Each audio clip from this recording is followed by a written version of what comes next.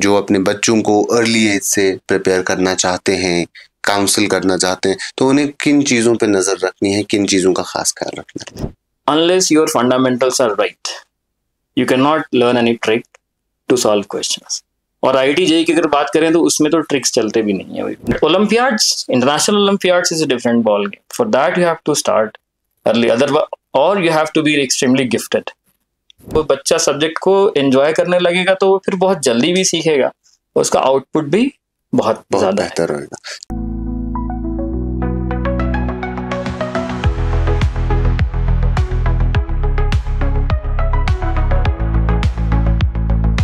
Talk in talk के एक और शुमारे में आप तमाम नाज़रीन का इस्तकबाल. आज हमारे स्टूडियो में हमारे साथ मौजूद हैं इरफान रज़ा. ये एलन के हेड हैं कश्मीर में, और इनसे हम बात करेंगे कि किस तरीके से बच्चों को, स्टूडेंट्स को स्कूल लेवल पे ही कॉम्पिटिटिव एग्जाम्स के लिए तैयार किया जा सकता है, और इसके और क्या क्या पैरामीटर्स हो सकते हैं, वो सारी चीज़ें इनसे हम जानते हैं. इरफान साहब, बहुत इस्तकबाल आपका. सबसे पहले will start from the basic. Competitive exams एक ऐसा एग्जाम रहता है जिसमें लाखों की तादाद में लोग, बच्चे शिरकत करते हैं, हिस्सा लेते हैं, because India is a vast country और यहाँ एक एक एग्जाम्स में लाखों बच्चे होते हैं, but seats at the end 100, 200, 300, 400 की होती है. तो कितना ज़रूरी है बच्चों को बेसिक लेवल पे, प्राइमरी लेवल पे ट्रेन करना और उन्हें सिखाना और उन्हें एक प्रॉपर डायरेक्शन देना. सो एज पर, जैसा आपने खुद ही मेंशन किया अपने क्वेश्चन में, कि जो नंबर ऑफ सीट्स हैं that are very limited and the number of students जो पार्टिसिपेट करते हैं वो बहुत ज़्यादा है. सो फॉर्चुनेटली और unfortunately that's the scenario of the society that we live in. So उस हिसाब से अगर बच्चे को एक्सेल करना है, so they have to start preparing as early as possible. I am not telling के पूरा फोकस उस एग्जाम्स पे ही जाना चाहिए, बिकॉज अल्टीमेटली किसी भी कॉम्पिटिटिव एग्जाम के सक्सेस के लिए what you need is to like do the basics right. So if a student starts like from the moment he starts learning mathematics and science subjects, suppose from class 4th, 5th, 6th or whatever, so अगर वो अपने fundamentals को strongly, maths में जो चीज़ें वो पढ़ रहा है वो उसको समझ के पढ़े, उसको क्वेश्चन करे, साइंस में कोई चीज़ इंट्रोड्यूस होती है तो उसको वो अगर उसके फंडामेंटल्स पे जाकर के पढ़ता है, तो that from that moment he starts building the foundations for his success in the upcoming competitive exams. So it becomes important कि अर्ली स्टार्ट किया जाए. अर्ली पढ़ाई का तरीका अगर उसका सही है, सो उसको जो स्कूलिंग जो वो कर रहा है उसके साथ साथ उसकी तैयारी ऑटोमेटिकली होती चली जाएगी. तो it depends on the school also कि किस स्कूल में पढ़ते हैं और वहाँ लर्निंग मेथड क्या है. But usually many schools are like now putting in like different learning methods. A lot of them have to do with the technology and all. But still I find like at the fundamental level how to teach science and mathematics to the students, and especially because I am from a science background, I myself is a physics teacher who has been guiding students for IIT for a long time, and I've guided many students in like under 100 ranks in IIT. So I can tell more about the science thing. But तो उस हिसाब से जो बच्चे school में mathematics और जो science subjects पढ़ते हैं उसको वो याद करने के जैसा पढ़ते हैं, like they study other subjects. Suppose के कोई एक्सरसाइज वो सॉल्व कर रहे हैं तो उसको वो एक बार सॉल्व कर लेते हैं, 2 बार सॉल्व कर लेते हैं, वो उनको याद आ जाता है, फिर वो एग्जाम में आता है, वो लिख लेते हैं एंड दे स्कोर हाई, उनको लगता है उन्हें आ गया. But the moment they move to the next class, उनका प्रीवियस क्लास का जो फंडामेंटल्स है वो गायब हो चुका होता है. So by and large overall pan India जो पढ़ने का तरीका है वो यही है. सो हम क्या करते हैं, हम सजेस्ट करते हैं you move to the learning of basics. Okay. So जैसे इरफान साहब आपने मेंशन किया, यूजुअली हम याद करके जाते हैं, हम समझ के नहीं जाते हैं, तो ये डिफरेंस है या और भी कुछ चीज़ है? बिकॉज एकेडमिक एग्जाम्स जो होते हैं, स्कूल के एग्जाम्स हो या फिर बोर्ड एग्जाम्स हो, वो यूजुअली हम भी जब पढ़ते थे तो उस टाइम पे RS अग्रवाल की बुक होती थी, NCERT की बुक होती थी. उसको अगर किसी बच्चे ने पूरा कर लिया है और बार बार सॉल्व कर लिया है तो क्वेश्चंस याद हो गए, मोर और लेस वही क्वेश्चंस एग्जाम में आते हैं तो उनको हम सॉल्व कर लेते हैं and we are good to go. We score like 100 out of 100 और 95 out of 100 and we have proud parents के भैया हमारे बच्चे ने तो बहुत अच्छा कर लिया है. But the moment you get a different question, sometimes in CBSE exams also, like 10% questions they decided कि हम अलग देंगे, उस साल ये हंगामा मच जाता है कि पेपर बहुत टफ है. But the reality was paper was not tough. It was different from what was given in NCERT or other books that students usually solve. तो अगर कंपटीशन में क्या होता है, किसी भी लेवल का, अगर स्कूल लेवल का भी कोई ओलंपियाड का एग्जाम होता है या फिर आपको जेई का एग्जाम हो या नीट का एग्जाम हो, उसमें हर क्वेश्चन जो है वो डिफरेंट होता है. जो पहले से बच्चे ने किया हुआ है उस जैसा हो सकता है, but sometimes it's completely different, but based on the same concepts जो वो सीखते हैं. तो अगर उसके कॉन्सेप्ट्स, उसके जो फंडामेंटल्स हैं वो स्ट्रांग है, तो फिर वो उन क्वेश्चंस को अटेम्प्ट कर सकता है. बट वो अगर सिर्फ क्वेश्चंस को याद कर रहा है, बार बार करके वो क्वेश्चंस को याद कर ले रहा है, तो अगर वही क्वेश्चन आएंगे तो वो कर लेगा. तो रट्टा नहीं मारना. हाँ, रट्टा नहीं मारना है. तो अगर समझ जाए, जैसे फिजिक्स आप पढ़ाते हैं, फिजिक्स का बेसिक कंसेप्ट समझ जाए, फिर चाहे कोई भी क्वेश्चन आ जाए उस कंसेप्ट से रिलेटेड, तो इजीली सॉल्व कर पाएंगे. बिल्कुल बिल्कुल. तो उसमें फिर परेशानी नहीं है. हाँ. और जैसे एक लेवल है 8th 9th 10th क्लास है, वहां तो शायद फिर भी एनसीईआरटी से काम चल जाएगा या उतना ही आएगा जो सब्जेक्ट ड्रिवन है, जो लिखा हुआ है किताब में. लेकिन जब आईआईटी लेवल है, AIEEE लेवल है, वो बड़े इंस्टीट्यूट्स में जाना है, बड़े एग्जाम्स देने हैं, तब जाके परेशानी होती है स्टूडेंट्स को. बिल्कुल होती है, क्योंकि जैसे ही बच्चा क्लास 10th से 11th में आता है हमारे पास, और उसने अगर कोई भी कोचिंग का उसको एक्सपोजर नहीं है, प्रॉब्लम सॉल्विंग का एक्सपोजर नहीं है, तो वो फर्स्ट 2-3 मंथ्स में बहुत स्ट्रगल करता है. बिकॉज उसने अगर 100 क्वेश्चंस भी सॉल्व किए होते हैं किसी एक्सरसाइज में, उसमें एक सेक्शन है जिसमें 10 क्वेश्चंस हैं. जैसा क्वेश्चन पहला है वैसा ही दूसरा है, वैसा ही तीसरा है. अब उसको एक सेटिस्फैक्शन रहता है कि हमने आज 10 क्वेश्चन किए हैं, बट टेक्निकली उसने एक ही क्वेश्चन किया है, और एग्जाम में भी वही आ जाता है, उससे वेरिएशन नहीं आता, उसको मार्क्स आ जाते हैं, तो he is not force to learn that.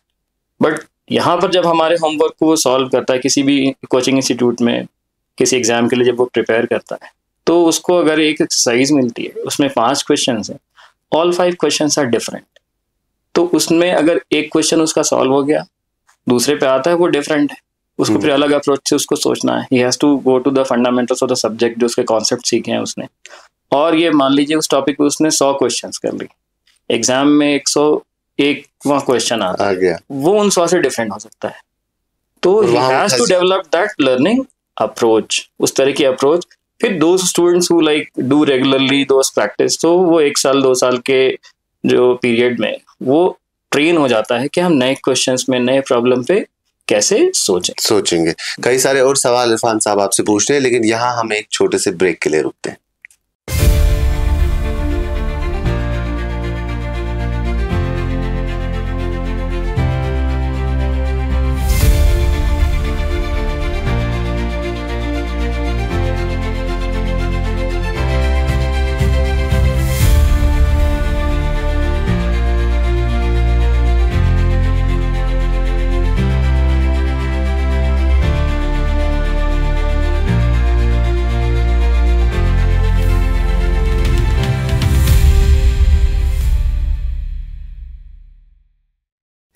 Break के बाद आप तमाम नाज़रीन का इस्तकबाल. इरफान साहब, आपने बताया कि किस तरीके से बेसिक्स को क्लियर करना है, और ये एक फंडामेंटल चीज़ है. अगर हम बेसिक्स पे काम करेंगे तो इवेंचुअली हमारी फाउंडेशन स्ट्रांग होगी, तो इमारत बहुत बेहतर बनेगी. लेकिन डोंट यू थिंक कि एक 10 साल 12 साल के बच्चे को, जो ऑलरेडी अपने आज के वक्त में, क्योंकि इतनी सारी किताबें हैं, इतनी सारी चीज़ें वो ऑलरेडी कर रहा होता है, उसे कॉम्पिटिटिव एग्जाम्स के लिए भी पढ़ाना उस पर बर्डन डालने जैसा है? So it should be on the basis of like case to case study. अगर कोई स्टूडेंट है एंड उसका किसी स्पोर्ट्स में इंटरेस्ट है, तो वो उस तरफ अगर काम कर रहा है, is working on in that direction, तो parents should support those students in that direction. But अगर eventually if the student has to face a competitive exam, तो उसके लिए आई एम नॉट टेलिंग कि उसको बहुत अर्ली हर बच्चे को स्टार्ट कर लेना चाहिए उसकी तरफ देखना. But my point is the way he should study, वो way उसका improve होना चाहिए. If that way is improved by going to school only, school के टीचर से उसको help कर देते हैं, it is fine. But not every student can have access to good schools, है ना? तो वहाँ पर ये पॉइंट आता है कोचिंग इंस्टीट्यूट्स का. They are like complementing that system के. अगर मान लें कि आपके सिटी में लाइक 10 बेस्ट स्कूल्स हैं, जहाँ पे बेस्ट टीचर्स हैं, जो बेस्ट सिस्टम है, उसमें बच्चों ने अप्लाई किया, उनको एडमिशन नहीं मिला। तो वो बच्चे जो उन स्कूल्स में जहाँ पे अच्छा सिस्टम मिल रहा है, अगर वहाँ नहीं जा पाए, उनको सेम अगर फैसिलिटीज चाहिए तो वो कहाँ से लाएंगे? Suppose let's talk about my self, I am a physics teacher, I have 2 daughters. I can teach them like up to class 12th. I can teach them mathematics, physics and chemistry. घर पे रहते, ठीक है। 10th तक I can complete her whole syllabus and all if she wants to. और एक दूसरा parent है, he is working in a shop, he is a shop, he is a businessman, but उसके पास सेम कैपेबिलिटी नहीं है, बिल्कुल, और उन 10 स्कूल्स में भी एडमिशन नहीं मिला। तो उसके पास क्या चॉइस? अगर उसका बच्चा चाहता है कि आगे जाकर के हम जेई में, नीट में या इंटरनेशनल ओलंपियाड्स में अगर हमको अच्छा करना है तो हम कैसे करेंगे? तो वहाँ पर रोल आता है कोचिंग इंस्टीट्यूट्स का। और कोचिंग इंस्टीट्यूट्स में अच्छी बात ये होती है कि दे डू नॉट डिस्क्रिमिनेट, है ना, कि अगर कोई बच्चा वहाँ पे अप्रोच करता है, अगर वो विलिंग है ना, वी एवेल्युएट, है ना। कुछ बच्चे हमारे पास आते हैं, हमें लगता है कि वो इन चीज़ों को पूरा नहीं कर पाएंगे या नहीं कोप कर पाएंगे, वी गाइड देयर पेरेंट्स कि देखो इनके लिए ये चीज सही है, you should go along with that. But अगर बच्चा विलिंग नहीं, हमें करना ही, तो डोंट यू थिंक अगर हम उसको कहते हैं हम तुमको नहीं करने देंगे तो he will feel left out कि हमें ट्राई भी नहीं करने दिया, है ना। तो यहाँ पर ये चीजें, अगर basically school can provide everything तो हमारी कोई जरूरत नहीं है, but we do not live in an ideal world कि जहाँ पे सब कुछ एक ही जगह पे मिले। बट पैसा कितना इंपॉर्टेंट है इस सब में? Of course, any services we are looking at, it will have a cost. Suppose somebody wants to do sports only, उसको sports चाहिए, उसको coaching चाहिए, there also you'll have to spend. And यहाँ पे I like to want to add one thing कि suppose अगर हम लोग early start की बात करते हैं कि अगर आगे जाके बच्चे को अच्छा करना है और तो उसके लिए early start करनी पड़ेगी, ठीक है। तो अगर हम same competitive exams हट करके sports की अगर बात करते हैं, जिसमें अगर कोई 8 साल 10 साल का बच्चा है, किट बैग टांग करके वो किसी के क्रिकेट क्लब को जा रहा है वहाँ ट्रेनिंग के लिए, तो उसको पूरी दुनिया अप्रिशिएट करती है कि this is the future of our country, कि आगे जाकर के हमको अच्छा जो है वो स्पोर्ट्समैन देगा और हम स्पोर्ट्स में, अलग अलग स्पोर्ट्स में अच्छा कर सकेंगे, क्रिकेट हो, फुटबॉल हो, इधर। जस्ट लाइक दैट यहाँ पर पढ़ाई में जो बच्चे अर्ली स्टार्ट करते हैं, उसमें जैसे हमारे यहाँ से कितने ही बच्चे हैं जिन्होंने इंटरनेशनल ओलंपियाड्स में, फिजिक्स ओलंपियाड में गोल्ड और सिल्वर जो लाया है और हमारी कंट्री का नाम रोशन किया है। वहाँ पे जब उन्हें सिल्वर मेडल, गोल्ड मेडल मिलता है, वो उस इंडिया का फ्लैग लेके खड़े होते हैं। So if they start like after class 10th and all, it is very difficult to secure those kind of positions. तो वो बच्चे के एप्टीट्यूड के हिसाब से कि बच्चा उतना बढ़ने का नहीं ले सकता है, parents should not force them, उनको देखना चाहिए। But if the kid is willing, so 2 or 3 days अगर वो एक्स्ट्रा अगर कोचिंग करके कुछ एक्स्ट्रा सीख लेता है तो इट्स में I don't think there is a harm in that. So you mentioned olympiads many times, IIT, IIM या वो एग्जाम्स जो एम्स का एग्जाम है, वो एग्जाम तो 12th के बाद है, लेकिन ओलंपियाड बच्चे 10 साल 12 साल 15 साल 16 साल की उम्र में जाते हैं जब वो स्कूल में ही होते हैं। तो उसके लिए क्या कोई पर्टिकुलर ट्रेनिंग है आपके दिमाग को तेज करने के लिए, या आपको पता है कि ये स्टूडेंट हमारे 10 हैं, ये कर सकते हैं और उन्हीं को फिर शेप किया जाता है? What we basically do like कि अगर बच्चा आता है हमारे पास, कोई नया स्टूडेंट भी आता है सपोज क्लास 11th में, तो I ask a very basic question कि तुम्हारे पास एक क्लास 10th की मैथमेटिक्स की बुक है, उसमें प्रॉब्लम जो होते हैं न्यूमेरिकल्स, उसके पहले के सेक्शन में कुछ थ्योरी दी होती है। How many of you have read that theory? Hardly 1 or 2 student raise their hands कि हमने इसको पढ़ा है। तो कोई बच्चा हमारे पास, जैसे एलन में हमारे जो पैन इंडिया कई सारे सेंटर्स पे क्लास 6 से भी क्लासेस चलती हैं, यहाँ पे हम क्लास 8 से रन करते हैं। So when the students come, we ask them also the same question कि तुम करते हो कि नहीं करते। ऑब्वियसली वो नहीं करता था पहले, but what we do, we guide them कि you have to start doing it, start becoming self dependent also on learning. So suppose it's kind of an irony, like as a coaching institute we also tell them to become self dependent on learning. उसको पढ़ो, उसको खुद से सीखो, come the next day उसको पढ़ करके आओ, फिर जब टीचर उसको पढ़ाएगा तो तुमको उसमें चीज़ आएंगी। और अनफॉर्चुनेटली कभी अगर बच्चा कोचिंग छूट जाता है या स्कूल छूट जाता है, बीमार पड़ जाता है, तो उसकी जो सेल्फ लर्निंग की जो कैपेसिटी है उसको ये बिलीव, मतलब इसको बिलीव करने में एक बहुत दिन लग जाता है बच्चों को, हम खुद से भी सीख सकते हैं, एंड कॉलेज जाने के बाद ये हम सबको मालूम होता है कि बहुत सारी चीजें खुद ही से सीखनी पड़ती है। तो जितना जल्दी ये भी रियलाइज हो जाता है वो उतना इम्पोर्टेंट होता है बच्चों के लिए। अच्छा, तो कॉलेज के लिए भी पहले तैयार कर रहे हैं। तो नहीं, ये जो रियलाइजेशन कॉलेज में होता है, रियलाइजेशन क्लास चौथे पांचवें से होना चाहिए, फोर्थ फिफ्थ से होना चाहिए, कि हम खुद से बुक से पढ़ करके सीख सकते हैं। तो ये सारी चीजें भी along with preparing for competitive exams हम लोग ये चीजें भी बच्चों को सिखाते हैं। और एक बेसिक मिसकंसेप्शन है कोचिंग्स के बारे में, कोचिंग इंस्टीट्यूट्स के बारे में, कि like they for competitive exams what they do is they teach some tricks and all, and using those tricks students are able to like solve questions. Okay, but frankly speaking, like exams like JEE, IIT JEE, which is now known as JEE Advanced or AIEEE or NEET or other good exams, unless your fundamentals are right, you cannot learn any trick to solve questions. और IIT JEE की अगर बात करें तो उसमें तो tricks चलते भी नहीं है। There you have to have fundamental. तो ऐसी बात आ क्यों गई कि कोचिंग इंस्टीट्यूट? मैं अपनी मिसाल दूं कि I started preparing for IIT in 2K4 after class 10th. Okay, I wanted to become an engineer from IIT and do have a career in engineering. I started learning physics in a coaching institute.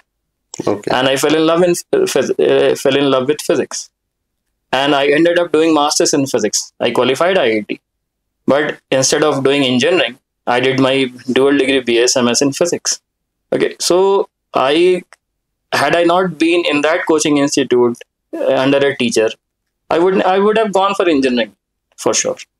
So there I learned the subject with fundamentals and I enjoyed that subject. And then I ended up qualifying IIT, और उसके बाद फिर मैंने masters किया physics में. Then I'm teaching physics. So you're teaching physics. So that's the story. So students are taught the subject till the higher level using the fundamentals. Few tricks are of course like taught if they work in some questions and all, but the basic thing is they are taught fundamentals. उसमें जो बच्चे बहुत अच्छा करते हैं और उनका थोड़ा सा अलग एप्टीट्यूड होता है, they are groomed separately for Olympiads, international Olympiads. फिर वो आके हमारी पूरी कंट्री का नाम रोशन करते हैं. टीचर्स का अच्छा होना कितना ज़्यादा ज़रूरी है अर्ली ग्रूमिंग के लिए, ख़ास तौर पे क्योंकि 6th 7th 8th क्लास में टीनेज में अर्ली टीनेज होती है, बच्चे उस स्टेज में नहीं होते कि वो सही गलत शायद ज़्यादा समझ पाएं, तो वहाँ टीचर कैसे गाइड कर सकता है और उनका सही होना कितना ज़रूरी?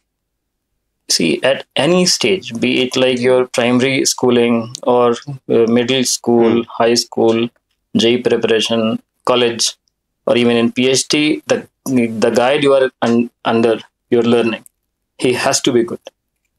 Because like if you're learning anything you're learning on your own, you'll have a certain speed of learning that.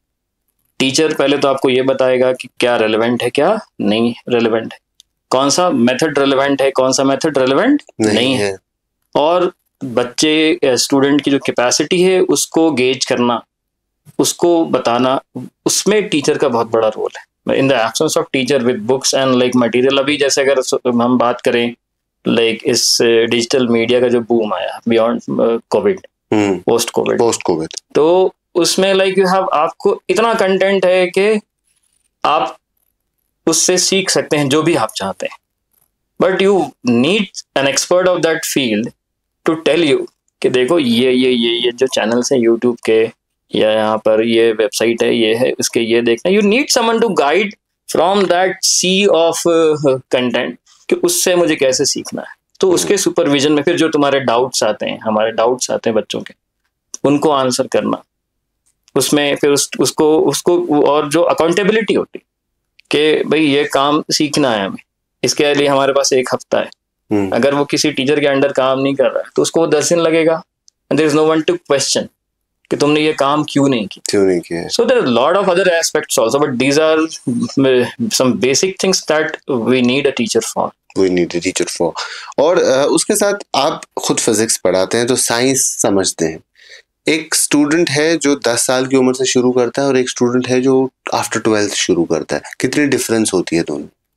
It's a huge difference between. अगर वो 10 साल की उम्र से, सपोज 10 साल की उम्र में 5वीं 6ठी क्लास से उसने अगर प्रिपेयर करना स्टार्ट किया seriously, like I had a student rhythm Kedia, He was in class 9th in 2020 during COVID, when other kids of his age were like playing prank on like online classes. I was teaching him the later half of the syllabus of class 12th, and he ended up like securing All India rank 4 in IIT. Once he got a gold medal in International Physics Olympiad. Once he got silver in International Physics Olympiad. So, and he was that kind of a student, like we used to sometimes see him in the campus and hide के अब ये इसको फिर कुछ देना पड़ेगा. So that intent was coming from the student himself.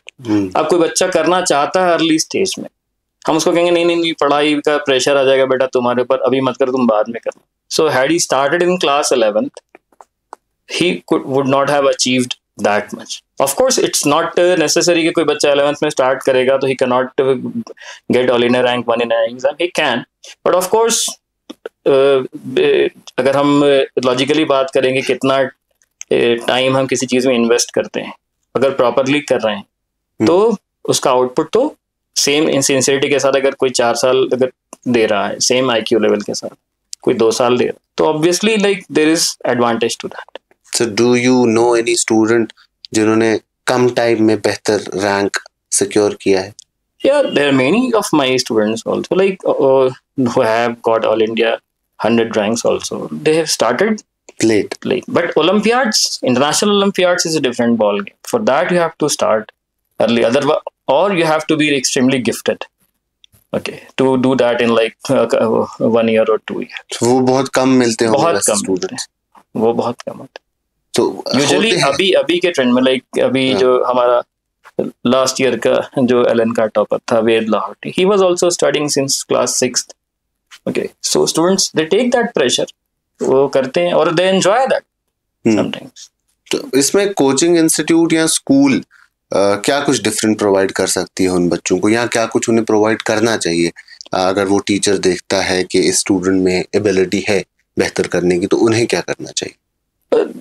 They should like जो tools अभी अवेलेबल हैं, जो कंटेंट अवेलेबल, सपोज स्कूल में कोई किसी टीचर ने किसी बच्चे को स्पॉट किया कि he can do reasonably well in like competitive exam और इन ओलंपियाड्स और इन लाइक लर्निंग साइंस, तो सो ही अभी तो कंटेंट की कोई लिमिट नहीं. तो if that teacher has time तो उसको बच्चे को अलग से टाइम देना चाहिए गाइड करने के लिए, जो कि स्कूल में थोड़ा सा I didn't, and that's one big difference in school and like good coaching institutes. Like हमारे यहाँ पे क्या सिस्टम है कि अगर किसी बच्चे का कोई क्लास छूट गया तो वो टीचर से बात करता है कि मैं नहीं आ पाया था, टीचर अलग से बैठ के उसको वो टॉपिक जो कल उसने पढ़ाया था उसको पढ़ा देते हैं.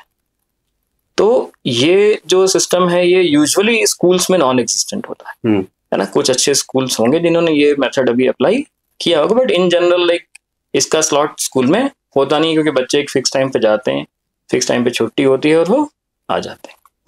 बट स्कूल्स की अपनी लिमिटेशंस हैं इन चीज़ों को लेकर. आपने अपने लाइफ का करियर का बहुत सारा टाइम कोटा में दिया है, तो कोटा को इंडिया में हब माना जाता है कोचिंग का, और हर साल लाखों बच्चे वहाँ जाते हैं.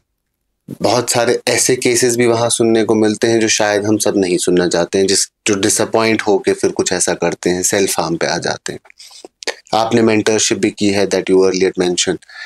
तो अब कश्मीर जैसी जगह पे भी कोचिंग इंस्टीट्यूट्स बहुत बढ़ रहे हैं. पहले यहाँ लोकल लेवल पे थे, अच्छे कोचिंग इंस्टीट्यूट्स भी थे, अच्छे स्कूल्स भी थे, लेकिन अब बड़े ब्रांड्स भी यहाँ आ रहे हैं, बड़ी फ्रेंचाइजीज यहाँ आ रही है. तो आने वाले टाइम में कितना रेवोल्यूशन ला सकती है ये इंडस्ट्री अगर कश्मीर में आती है? सी लाइक कोटा की जैसे आपने बात की, तो जिस स्केल पे बच्चे वहाँ पर आते हैं और जो सिस्टम एलन ने जो है और कोटा के अदर इंस्टीट्यूट्स ने वहाँ पर डेवलप किया, जो केयर है, I have been in Kota, है ना. पहले मैं भी जब बाहर था तो मुझे लगता था बच्चे कोटा क्यों जाते हैं, बट जब मैं वहाँ पर पहुंचा, जब मैंने उस सिस्टम को वहाँ देखा, तब मुझे रियलाइज हुआ कि like the kind of services that are delivered to the students in Kota, that is unparalleled to anywhere. So अब ये है कि चूंकि बच्चे इतना डिस्टेंस ट्रैवल करके अलग अलग रीजन से, अलग अलग कल्चर से आके वहाँ रहते हैं, तो और कोविड के बाद से बच्चों की साइकोलॉजी में भी थोड़ा सा चेंज आया. जिस तरह के बच्चे हैं वो घर से दूर थोड़ा परेशान हो जाते हैं. So like Allen has decided to like expand itself like in all parts of the country, है ना. यहाँ एलन कश्मीर में भी है, साउथ में भी काफ़ी सेंटर्स हैं हमारे, अभी भी हमारे कई सारे सेंटर्स बिहार में भी खुलने वाले हैं। सो वी आर गोइंग अब उनको टू देयर होम्स। अब बच्चों को उठ के कोटा की फैसिलिटी लेने के लिए कोटा आने की ज़रूरत नहीं है। They can get the same kind of facilities that we have provided in Kota in their own city itself. क्योंकि जो मतलब as a teacher sometimes it becomes difficult for us कि जो सर्विसेज कोटा में हम देते हैं एलन में, इट्स सो स्टूडेंट सेंट्रिक कि टीचर्स परेशान हो जाते हैं, यार थोड़ा कम करो हमारी जिंदगी जो है ना थोड़ी मुश्किल हो रही है। But students are Paramount.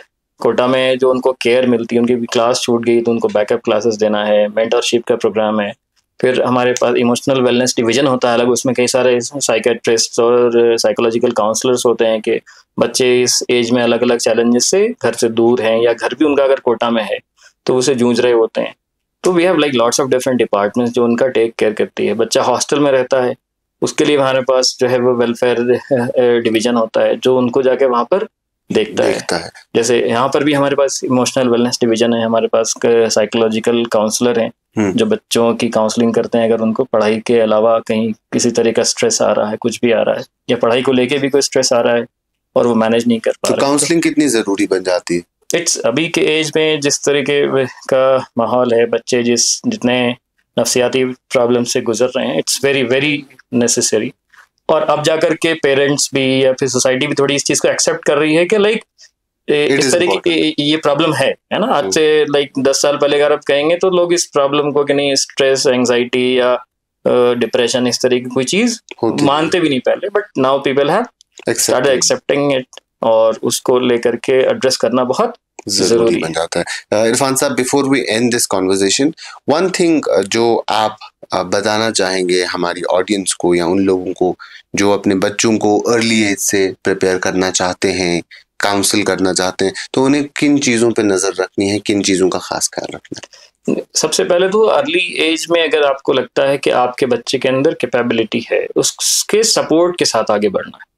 We can not force at any age. पढ़ाई ऐसी चीज है जिसको आप बच्चे पे फोर्स नहीं कर सकते। आपको किसी नहीं कि आप किसी को से कोई बोझ उठवाना, अगर आप मुझे कहेंगे इस मग को उठा के यहाँ से वहां रख दो तो you can force me to do this. बट आप कहेंगे कि ये मैथ्स का एक कॉन्सेप्ट है, ये पढ़ के तुम सीख लो। मैं लेके किताब आपके सामने बैठ तो सकता हूँ, बट मैं अगर मेरी अंदर ऐसे विलिंगनेस नहीं है तो मैं उसको सीखूंगा नहीं। तो first you have to take your kid on the same page. अगर आप उसको सिखाना चाहते हैं या कोई बच्चा अगर करना चाहता है तो उसको भी अपने पेरेंट्स को कई बार लेना पड़ेगा, नहीं मैं करना चाहता हूँ, उसके पेरेंट कहेंगे अभी से इसकी क्या जरूरत है ना। तो दोनों तरह की बातें आ सकती हैं। तो पहली बात तो ये है कि बच्चे को फोर्स नहीं करना कि नहीं because someone else is going to a coaching institute at the age of 6 in class 6, 7th, 8 तो नहीं तुम भी जाओ, है ना। That kind of mentality should not be there. ना आपको देखना है कि हाँ भाई हमारे बच्चे का मैथ्स में या साइंस में इंटरेस्ट है या हम उसको करियर आगे बच्चा उसमें करना चाहता है, तो उसके लिए उसको सपोर्ट करें। पहले देखें कि वो उतना बर्डन ले सकता है कि नहीं ले सकता है। ले सकता है देन जो जैसे मैंने बेसिक बातें बताई कि सब्जेक्ट को सीखना कैसे है ये सीखना चाहिए उसको, है ना। ये तो पेरेंट्स को भी इतनी बात तो अगर कोई पेरेंट अगर मेरा ये कन्वर्सेशन आपके साथ देख रहा है तो ये तो कर ही सकता है, अपने बच्चे से पूछे जाके वही सवाल कि तुम्हारी मैथ्स की किताब में या साइंस की किताब में जो थ्योरी दे रखी है उसको तुमने खुद से कितनी बार पढ़ा है, और नहीं पढ़ा तो आज पढ़ो, है ना। साथ में बैठें, वो भी पढ़ें, अगर वो डिफरेंट सब्जेक्ट के भी हैं तो वो पढ़ें, बच्चे के साथ बैठें। जब बच्चा बैठ के पढ़ के सीख सकता है तो वो भी थोड़ा बहुत सीख सकते हैं, तो बच्चे को भी उसमें इंटरेस्ट आएगा कि मेरे पेरेंट्स मेरे साथ इसको बैठ के पढ़ रहे हैं। तो सब्जेक्ट को एंजॉय करना सीखा, है ना। जिस भी क्लास में जो सा भी सब्जेक्ट है, अगर वो बच्चा सब्जेक्ट को एंजॉय करने लगेगा तो वो फिर बहुत जल्दी भी सीखेगा, उसका आउटपुट भी बहुत बेहतर होगा। चलिए, thank you so much Irfan साहब बात करने के लिए। तो ये थे इरफान रजा साहब, एलन हेड कश्मीर। इन्होंने बताया कि अर्ली एज में किस तरीके से कॉम्पिटिटिव एग्जाम्स के लिए पढ़ा जा सकता है और ये क्यों ज़रूरी है।